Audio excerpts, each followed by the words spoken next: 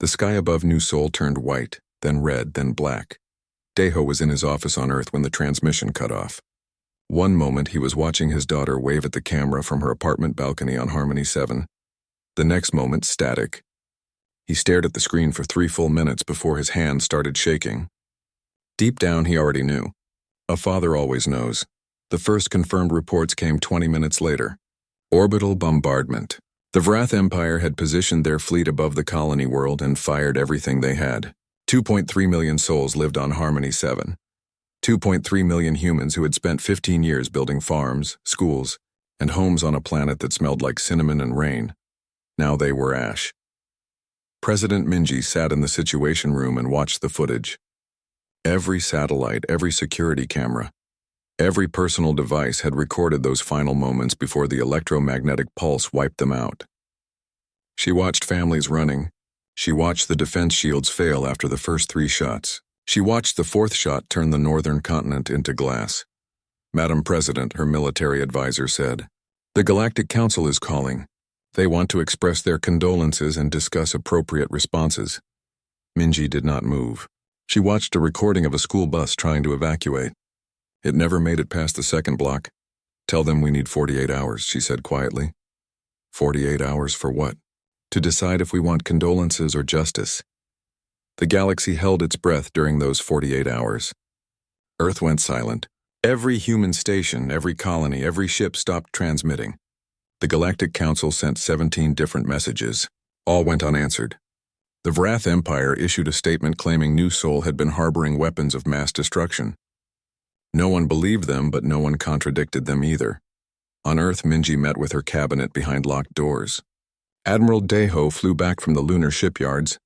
Captain Hyunwoo arrived from the training facility in Antarctica. Dr. Bora took a transport from the research station on Europa. They gathered in a room deep beneath the presidential palace and they talked. The council knew. Intelligence Officer Soo-young said, spreading documents across the table. "We have intercepts going back 6 months. The Vrath asked for permission. The council didn't say yes, but they didn't say no. They let it happen." Hyunwoo studied the documents with cold eyes. He had trained for war his entire adult life. But Earth's treaties with the Galactic Council had kept him teaching combat techniques instead of using them. "What are our options?" "Diplomatically?" Minji laughed, but there was no humor in it. "We file a protest. We demand reparations. We accept their apologies and their promises that it will never happen again. Then we watch it happen again in 20 years to another colony." "And militarily?" Deho asked. Dr. Bora opened her briefcase and pulled out a single data chip. "Protocol Reaper. We've been developing it since we joined the Council. Every treaty we signed, every restriction they placed on us, we found ways around it. Not to break our word, but to be ready if someone else broke theirs first." She plugged the chip into the table's display. Images filled the screens. Ship designs, weapon systems, training programs, genetic augmentation research, psychological warfare tactics. 200 years of preparation for a war Earth had promised never to start. "How many people know about this?" Minji asked. 40,000 researchers, engineers, and soldiers, Bora said. "And now, all of you." The room fell silent. Outside that door, Earth mourned. Inside that room, 5 people decided the future of humanity's place in the galaxy. Deho spoke first. "My daughter was 23. She taught music to children. She had a boyfriend who wanted to propose next month. She sent me videos of her garden every week." He looked up and his eyes were dry. "I want every single person responsible for her death to understand what they've created." Minji nodded slowly. She thought about the school bus, about the families running, about 2.3 million voices that would never speak again. "Activate Protocol Reaper," she said, "and someone get me a line to the Galactic Council." The council convened within the hour, their representatives appearing on holographic displays from 12 different worlds. They expressed sorrow. They offered aid. They suggested a joint investigation into the tragedy. Minji let them talk. She sat perfectly still, her hands folded on the desk, and she waited until they ran out of words. "Thank you for your condolences," she said. "Earth appreciates your concern. We have decided on our response." The council representatives leaned forward. They expected demands for sanctions against the Vrath, perhaps a call for economic penalties or territorial concessions. For 200 years, Minji continued, humanity has honored every treaty we signed. We limited our military. We controlled our expansion. We followed your laws and respected your customs. We did this because we wanted to prove we belonged among the stars. She stood up. New Soul has taught us something important. You don't see us as equals. You see us as a problem to be managed, as primitives to be controlled. And when you thought we were getting too successful, too comfortable, too established, you allowed someone to burn us out of the sky. Madam President, that's not— Save your words, Minji cut him off. You wanted to see what humans do when pushed. You wanted to test whether we were truly civilized or just pretending. You wanted to know if the monsters from Earth were real. She leaned toward the camera and her smile was terrible. You're about to find out. Earth is withdrawing from all treaties effective immediately. The Vrath Empire has 72 hours to surrender every individual involved in the New Soul attack. If they do not comply, we will come and take them. And if anyone tries to stop us, you'll learn why humans spent millions of years as the apex predators of their world. The transmission ended. Across the galaxy, 100 species received the same message. In the Vrath Empire, Queen Mother Threx dismissed it as primitive bluster. The Galactic Council called for calm. None of them were watching Earth's shipyards, where vessels that had been disguised as cargo haulers were shedding their outer hulls to reveal warships beneath. None of them were monitoring Earth's training facilities, where 4 billion volunteers had just received activation orders, and none of them understood what humanity had actually been preparing for. The 48 hours of silence ended. Earth's response had begun. The Vrath called their agricultural world Nest Prime. 3 billion Vrath lived there, working in massive organic towers that processed nutrients for the entire empire. It was not a military target. It had no weapons, no shields, no defenses beyond a small orbital station. That was why Captain Hyunwoo chose it first. His ship, the Reaper's Hand, dropped out of faster-than-light travel just beyond the orbital station's sensor range. 60 more ships appeared behind it, their hulls painted black, their identification transponders dark. They were ghosts, and ghosts did not need to announce themselves. The orbital station sent a challenge. Hyunwoo responded by launching a single missile. It was not explosive. It simply latched onto the station and deployed an electromagnetic pulse that shut down every system. The Vrath crew inside could breathe, could move, could watch through the windows as human ships descended toward their planet, but they could not warn anyone. Lieutenant Jiwon stood beside Hyunwoo on the bridge, checking her equipment one last time. She had spent 10 years training for Olympic combat sports, winning gold medals in disciplines the galaxy found barbaric: hand-to-hand fighting, wrestling, boxing, the kind of physical violence that most civilized species had evolved beyond. How many defenders on the surface? She asked. Maybe 10,000 security personnel, Hyunwoo said. They're trained for crowd control and theft prevention, not war, and we're bringing 5,000 raiders, Jiwon smiled. Seems unfair. It is, Hyunwoo agreed. For them, the drop pods launched at dawn. They came down fast and hard, slamming into the ground around the 3 largest nutrient processing towers. Vrath workers scattered, their antennae vibrating in panic as armored humans emerged from the pods. The security forces responded quickly. They formed defensive lines, brought out riot suppression weapons, and issued surrender demands through translation devices. They expected the humans to negotiate or at least communicate.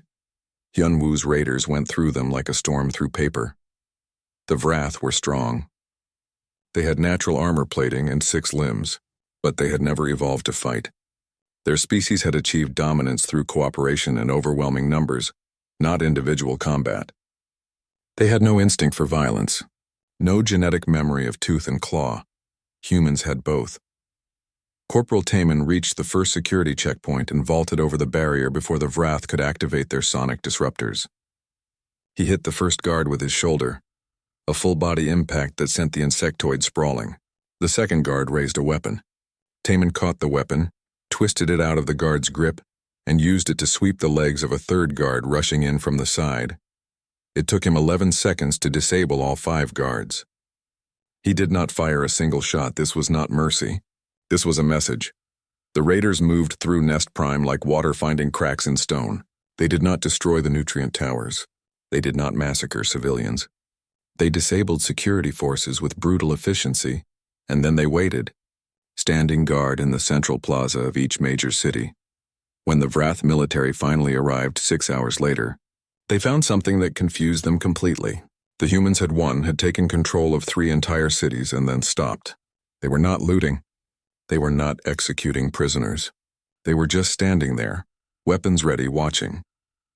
The Vrath commander, a veteran of 17 planetary campaigns, approached under a flag of truce. Hyunwoo met him in the middle of the plaza. "What do you want?" the Vrath commander asked. "We want you to remember something," Hyunwoo said. He gestured to the city around them. "We could have destroyed this place from orbit. We could have done to you what you did to New Seoul, but we didn't. Then what is this? This is a demonstration. We came down here and beat your soldiers with our hands because we want you to understand something important." Hyunwoo stepped closer. "Humans are persistence predators.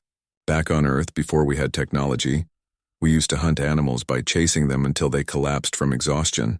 We can run for days. We can track prey across continents. We heal fast and we never ever stop." The Vrath commander's antennae twitched nervously. "Your people killed our children from orbit because you were afraid to face us in person," Hyunwoo continued. "So now we're showing you what you were afraid of. We're showing the galaxy what happens when you wake up the monsters." He nodded to Jiwon, who activated a holographic projector. Images filled the air, showing the fight that had just occurred.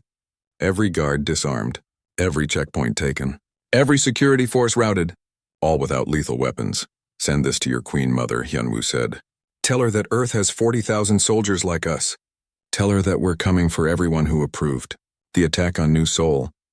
And tell her that the only reason any Vrath are alive right now is because we choose mercy." The Vrath commander took the data chip with trembling appendages. "You have 48 hours to evacuate this city," Hyunwoo added. "After that, we're turning off the power." True to his word, the raiders withdrew after exactly 48 hours. They left the nutrient towers intact but disabled. They left the communication networks functional but overridden. And they left behind a message broadcasting on every frequency. It was footage from New Seoul. Children playing. Families laughing. Humans living in peace. And then the bombardment. Every moment recorded. Every scream preserved. The message played on loop for 72 hours. On Earth, Ambassador Sunhee walked into the Galactic Council chambers for the last time. She carried a single document, her formal letter of withdrawal from the Council. 12 species tried to speak to her, tried to explain, tried to negotiate. She placed the document on the central podium and walked out without saying a word. Back in her ship, she watched the news feeds from across the galaxy. Nest Prime had made every broadcast. The images of human soldiers defeating Vrath security forces hand to hand had been shared on 1 trillion devices, and the message was clear. Earth had been holding back. For 200 years, humanity had restrained itself, following rules and treaties. But those restraints were chosen, not forced. And now that choice was revoked. Dr. Bora worked in her lab aboard the Reaper's Hand, analyzing Vrath biology and psychology. She was not designing weapons to kill them. She was designing something worse. Ways to break their spirits. Ways to make them fear sleep. Ways to turn their own technology into instruments of psychological torment. "Is this necessary?" her assistant asked, looking at the research. Bora thought about the footage from New Seoul. She thought about the children who never got to grow up. "They need to understand," she said quietly. "We're not doing this because we enjoy it. We're doing this because they need to learn what they created. They wanted monsters. Now they have to live with their choice." The galaxy watched as human ships moved deeper into Vrath territory. They did not move like conquerors. They moved like hunters, patient and relentless. And behind them, on every world they touched, they left the Vrath alive but changed, afraid. Admiral Daeho stood on the bridge of his flagship, watching 3 Vrath military stations orbit helplessly around their home world. His fleet had not destroyed them. Instead, they had cut every supply line, jammed every communication channel, and positioned themselves between the stations and the planet below. The Vrath soldiers inside had food for 6 months. Water for a year. But no orders. No reinforcements, no purpose except to watch as human ships bypassed them completely. "Why aren't we destroying them?" his tactical officer asked. "Because dead enemies stop being afraid," Daeho said. "These soldiers will sit up there for months wondering when we'll attack. They'll imagine what we might do. Their fear will spread to every other Vrath station in the Empire." He was right. Within a week, 17 other Vrath military installations had begun evacuating without any human contact at all. The soldiers simply could not bear the waiting. On the planet below, Dr. Bora's engineering teams worked in the central communication hub. They wore no armor, carried no weapons. The Vrath security forces watched them nervously but did not interfere. What could they do? The orbital defenses were neutralized. Human ships controlled the space above. Resistance meant destruction. Engineer Nari connected her interface to the Vrath communication network and smiled. "It's even more integrated than we thought," she said. "Their entire civilization runs through these networks. Social communication, resource distribution, entertainment, education, everything." "Perfect," Bora said. She uploaded the first package. Across every Vrath world, billions of screens suddenly displayed the same image. New Sol before the attack. The settlement from orbit, peaceful and bright. Then the bombardment. The white light, the screaming, and then silence. It played for exactly 3 minutes. Then it stopped. The Vrath tried to shut it down, but it was already in their system, coded into the base protocols. Every 6 hours, the message would appear again. 3 minutes of humanity's loss. 3 minutes of reminder. But that was just the beginning. Commander Junho specialized in psychological operations.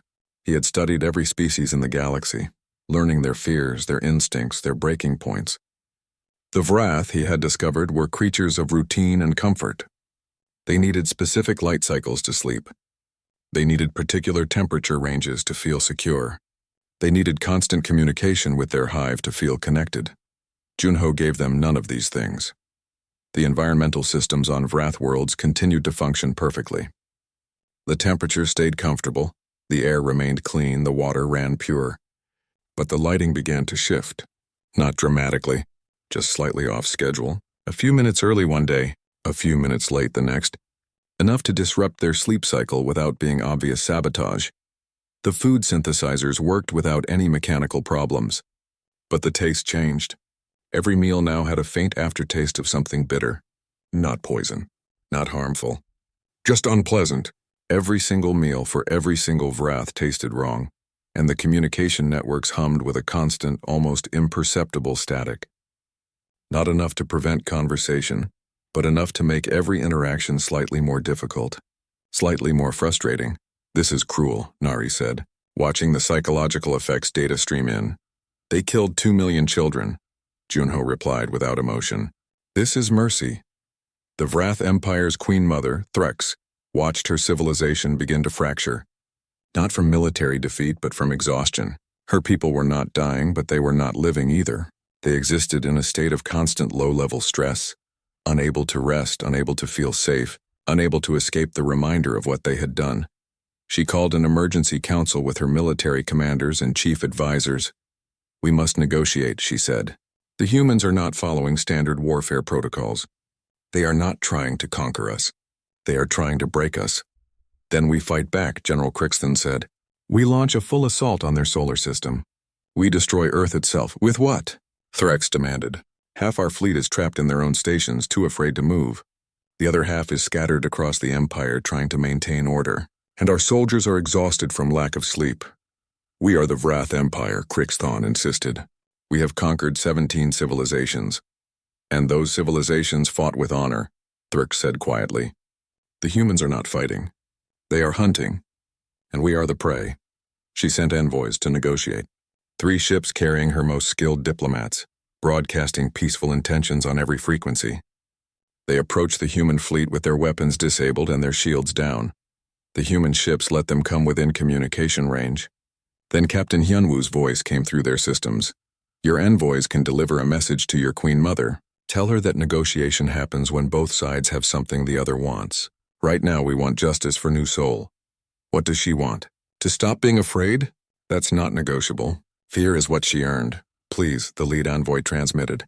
"We were following orders." "The council approved." "The council will be dealt with next," Hyunwoo interrupted. "First we finish with you.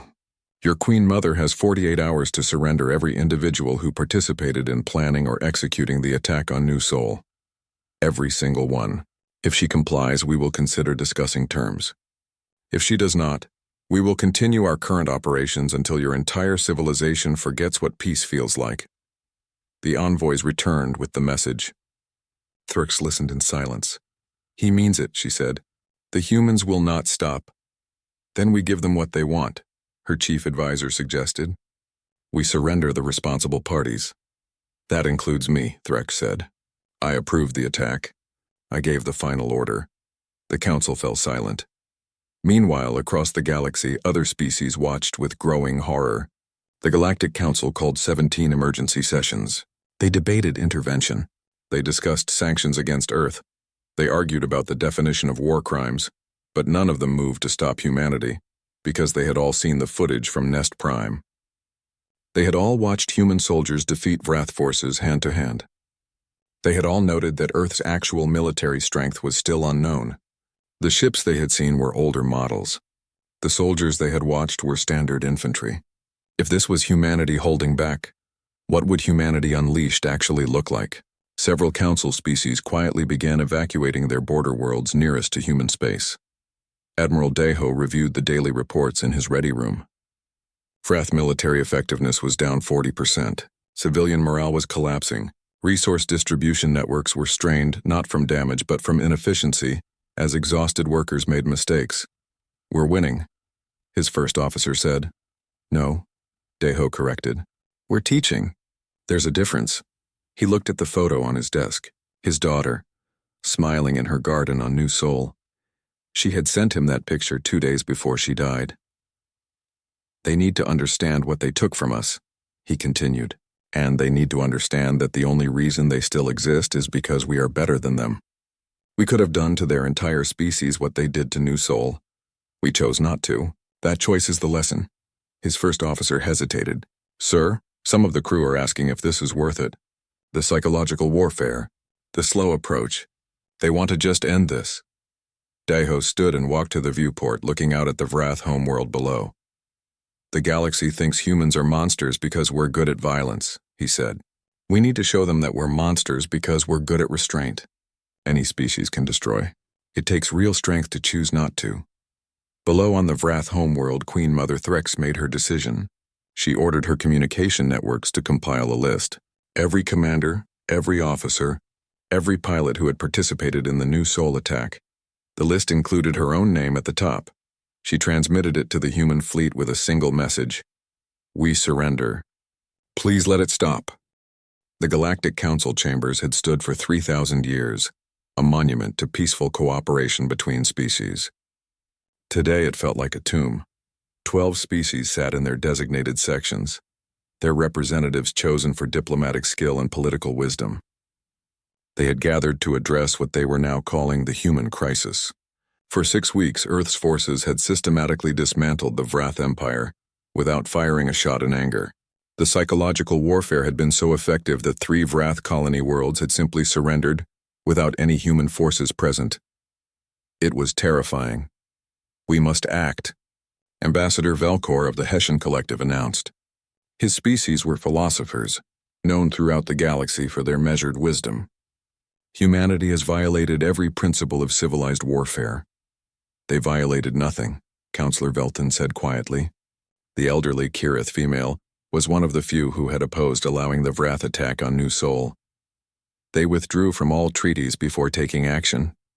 Legally, they are not bound by our laws. Legality is irrelevant, Velcor shot back. They are terrorizing an entire civilization. This is not war. This is torture. And what was New Sol? Velton asked. 2 million civilians dead in an afternoon. Where was this moral outrage then? The chamber fell silent. Everyone present had read the classified briefings. The Vrath had asked the council for permission. The council had responded with strategic silence, neither approving nor condemning. It was a political masterpiece that let them claim innocence while allowing the attack to proceed. We cannot change the past, Ambassador Tyvek of the Morden Unity said. His species had been council members for 2 millennia. But we can prevent this situation from escalating further. Humanity must be stopped. Stopped how? Velthan challenged. Our combined fleet? Even assuming we could coordinate 12 different military forces. Do you really want to find out what happens when humans feel truly threatened? Are you suggesting we do nothing? I am suggesting we invited this problem. Now we have to live with the consequences. The debate continued for 3 hours. Finally, They agreed to send an invitation to Earth. President Minji would be given a chance to address the council, to explain humanity's actions, to negotiate a peaceful resolution. No one actually expected her to accept. She arrived alone 2 days later. The council had prepared security protocols for a human diplomatic team. They had arranged accommodations for advisors and guards. They had scheduled preliminary meetings and drafted potential compromises. President Minji walked into the council chambers by herself, wearing a simple dark suit with a pin on her collar, showing the New Seoul settlement flag. She carried no briefcase, no datapad, no notes, just herself and her memory of 2 million dead. The council representative stood as she entered, a gesture of respect for a head of state. She did not acknowledge it. She walked to the central speaking platform and waited. Ambassador Tyvek spoke first, his voice carrying the weight of centuries of diplomatic experience. Madam President, thank you for accepting our invitation. The Council wishes to express its deep concern about the ongoing conflict with the Vrath Empire. While we understand your grief over New Seoul, the methods employed by human forces have crossed boundaries that civilized species. Stop, Minji said quietly. Tyvek paused. Confused. I did not come here to listen to lectures about civilization, Minji continued. I came here to tell you something important, so I suggest you be quiet and listen. The chamber rustled with uncomfortable whispers. No one spoke to the council this way. Minji tapped her collar pin. A hologram erupted from it, filling the chamber with sound and light. It was a recording of a council session from 8 months. Ego, classified, secret, never meant to be public. The council. Representatives watched themselves debate the human problem. They listened to their own voices discuss humanity's growing influence, their expanding colonies, their increasing economic power. They heard Ambassador Tyvek himself say, perhaps a reminder of their place in the galactic order would be beneficial. They watched as the Vrath representative asked, formally and clearly, if the council would object to corrective action against New Seoul. They watched as the vote was called. They watched as not a single member voted to prevent it.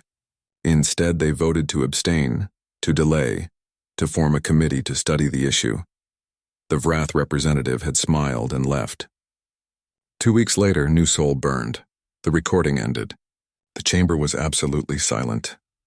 You knew, Minji said, her voice carrying clearly through the enormous space. Every single one of you knew what was going to happen. You let it happen because you wanted to see us broken. You wanted to remind humanity that we were newcomers, that we were primitives, that we should know our place. Madam President, that recording is taken out of context. Shut up, Minji said, and her voice was cold steel. I am talking now. She walked to the edge of the platform, looking directly at the council members. You are right about one thing, she continued. Humans are monsters. We spent millions of years clawing our way to the top of the food chain on a death world. We survived ice ages that would have killed your species in a generation. We survived plagues that had 70% mortality rates. We survived our own worst impulses, our own genocides, our own near extinctions. She gestured to herself. I am the product of a species that looked at nuclear weapons and thought, maybe we should not use these. Do you understand how much restraint that takes? We invented a way to destroy ourselves completely, and we chose not to. We could have used them during dozens of wars. We didn't. Intelligence Officer Su Young appeared in the chamber entrance carrying a briefcase. She walked to the platform and handed it to Minji, then stood beside her. For 200 years, Minji said, opening the briefcase and pulling out document after document. You have been planning how to contain us. We have surveillance records of your private meetings. We have recordings of your classified communications. We know about the trade restrictions you were planning. We know about the military alliances designed to encircle human space. We know about the biological research into human vulnerabilities. She threw the documents across the platform. They scattered like leaves. You were terrified of us, she said. And instead of treating us as equals, you tried to cage us. New Seoul was just the first step. You were going to isolate us, weaken us, and eventually force us back to our solar system. That is a serious accusation, Velkor said weakly. It is the truth, Velthon said, standing. The old Kirith looked around at her fellow council members. I argued against this policy for decades. None of you listened, You were too afraid of human potential to treat them fairly. She walked down to stand beside Minji. The human president is correct, Velthan continued. We created this situation. We allowed New Soul to happen. And now we face the consequences. So what happens now? Tyvek asked. Does Earth intend to conquer the galaxy? Minji laughed, but it was not a pleasant sound. You still don't understand, she said. We don't want to conquer anyone. We never did.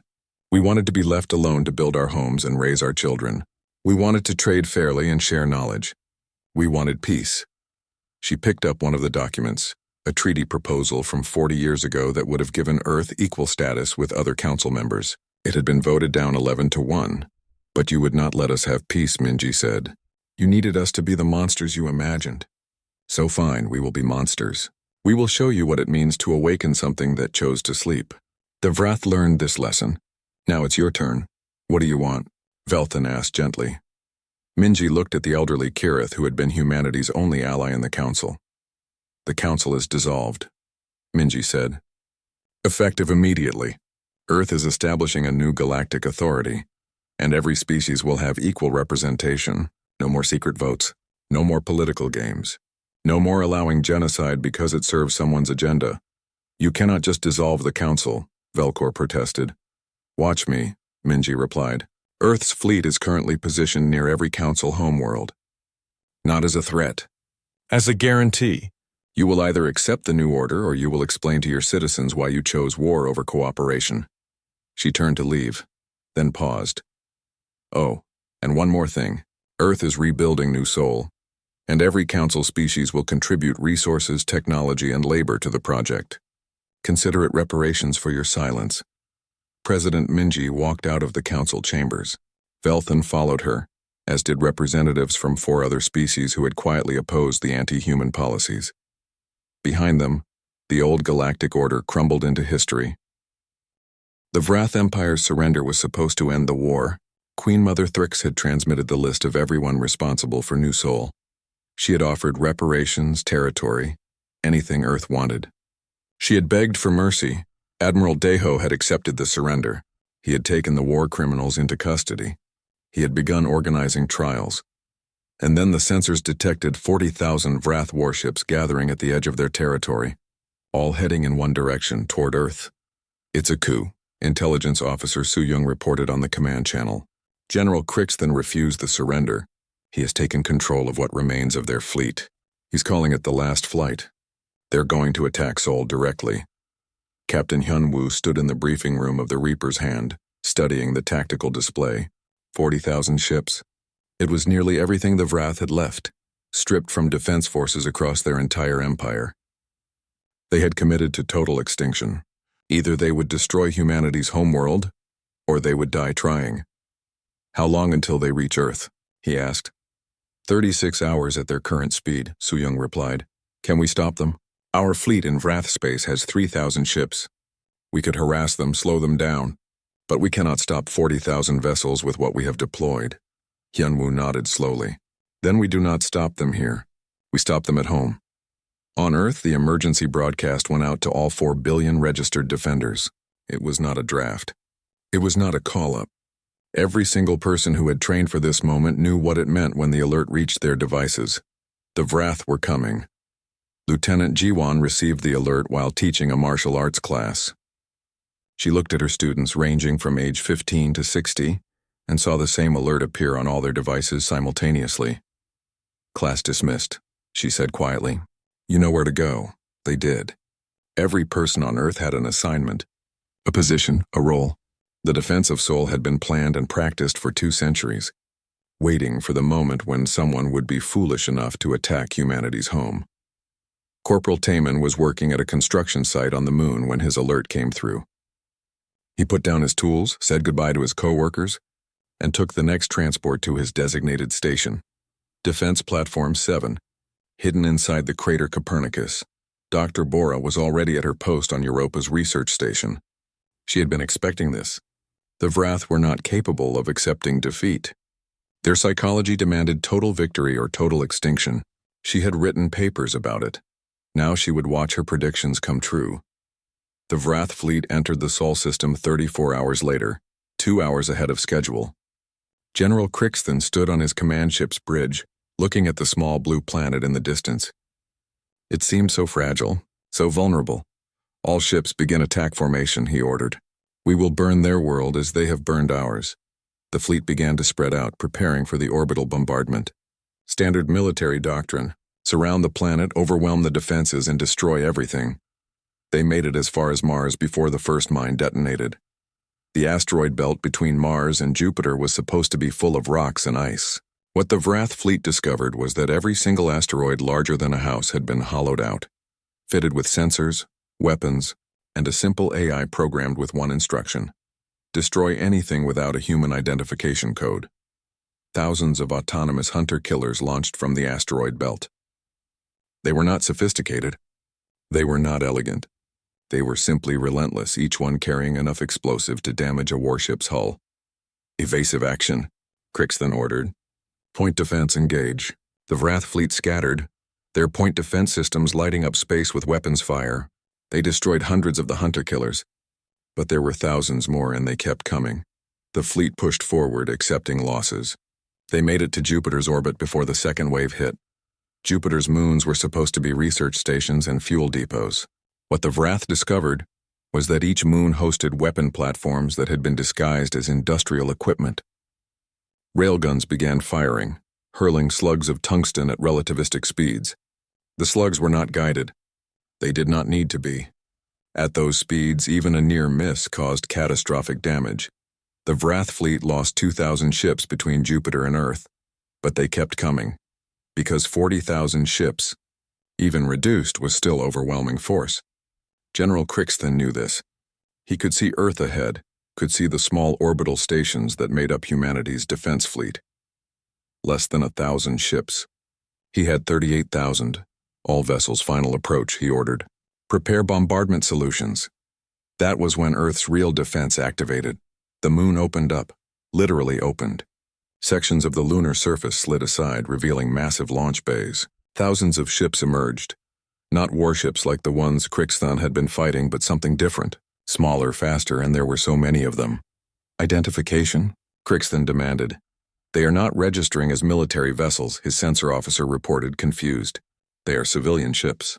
Personal transports, shuttles. Crixton understood then. Every ship emerging from the moon was crewed by humans who lived there. Construction workers, scientists, teachers, families. 4 billion people had registered as defenders of Sol, and every single one of them had a ship and knew how to use it. They were not professional soldiers. They were ordinary people protecting their home, and there were millions of them. The civilian fleet did not attack in formation. They swarmed, each pilot making their own decisions, taking their own risks. They were not trying to destroy the Vrath fleet. They were just trying to slow it down, damage it, confuse it, and it was working. Then Earth itself joined the fight. Captain Hyunwoo watched from his command station on orbital platform Skywatch 1. The Vrath fleet was still trying to reach bombardment range of Earth, but they were bogged down fighting millions of civilian defenders. They were winning that fight. The civilians were brave but untrained. They were dying in huge numbers, but they were buying time. Activate the grid, Hyunwoo ordered. Around Earth, in orbit, on the moon, on Mars, hidden among the asteroids, thousands of weapon platforms went active simultaneously. They had been there for 200 years, disguised as satellites and space debris. Now they revealed themselves, and the defensive firepower around Earth made every other human position look like a practice range.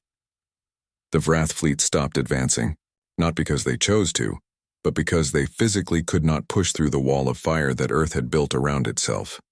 General Crixton stared at his tactical display in horror. He had brought 40,000 ships, the largest military force the Vrath Empire had ever assembled, and he could not reach a single planet, could not fire a single shot at Earth itself. All ships, he began, his voice breaking. Prepare to... The transmission was cut off as the command ship's bridge was breached. Human Marines, led by Lieutenant Jiwon, had boarded during the chaos. They moved through the ship with brutal efficiency, disabling resistance, securing key locations. Jiwon found General Crixton on his bridge, surrounded by his command staff. Surrender, she said in the Vrath language. Your fleet is disabled. Your war is over. Crixthon looked at her with compound eyes that held no hope, only resignation. You will kill us all now. No, G1 said. You will stand trial. You will face justice, and you will live long enough to understand what you tried to destroy.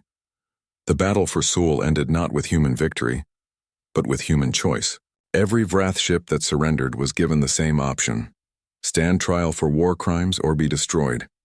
Most chose trial. The fleet that had come to exterminate humanity was processed over the following weeks. The trials were public. Every species in the galaxy could watch as the evidence was presented. Footage from New Seoul, recorded orders from Vrath commanders, testimony from survivors. Queen Mother Thrix was brought before Admiral Deho in a courtroom on the moon. She had expected execution. She had prepared for death. Instead, Deho showed her a tablet.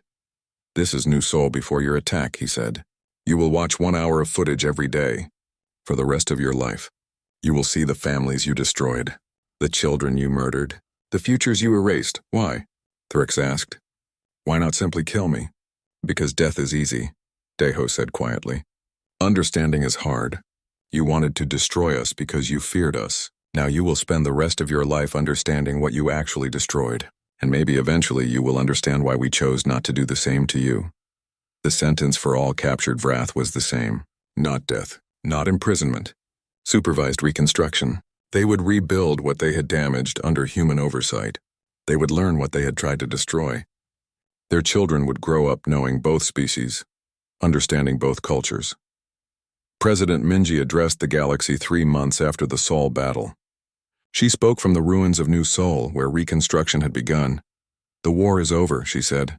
Not because we won, but because we chose to stop. We could have destroyed the Vrath Empire completely. We could have genocided them the way they tried to genocide us. But that would have made us the monsters you believed we were. She gestured to the construction behind her, where humans and Vrath worked side by side. This is humanity's real strength.